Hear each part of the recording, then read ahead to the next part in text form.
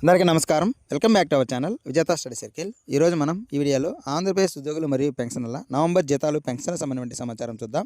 అంతకన్నా ముందుగా మన ఛానల్లో ఉద్యోగులు మరియు పెన్షన్లకు సంబంధించి జీతాలు, పెన్షన్లు, డిఏ, పిఆర్సీ, సర్వీస్ మ్యాటర్ సంబంధించి ప్రతి అంశాన్ని వివరిస్తూ విశ్లేషణ చేస్తూ 100% ఖచ్చితమైన తాజా సమాచారంతో వీడియో చేయడం జరుగుతుంది.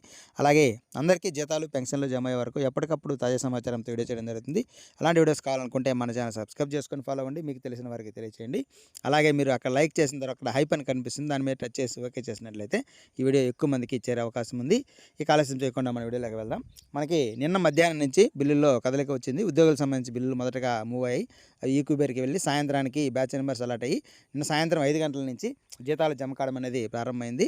అయితే 7-8 గంటల సమయంలో పెన్షన్స్ బిల్లు కూడా మూవ్మెంట్ రావడం జరిగింది, ఈక్యూబేర్కి వెళ్ళాయి. అదే అర్ధరాత్రి దాదాపు రాత్రి 10 గంటల పై నుంచి పెన్షన్స్ కూడా జమ కావడం అనేది ప్రారంభమైంది. దాదాపుగా నిన్న ఉద్యోగులకు సంబంధించి ఒక 70% వరకు ఉద్యోగులకు జీతాలు జమ కానట్టు తెలుస్తుంది. అలాగే పెన్షన్స్ కూడా 20-30% నైట్ జమ అయ్యాయి.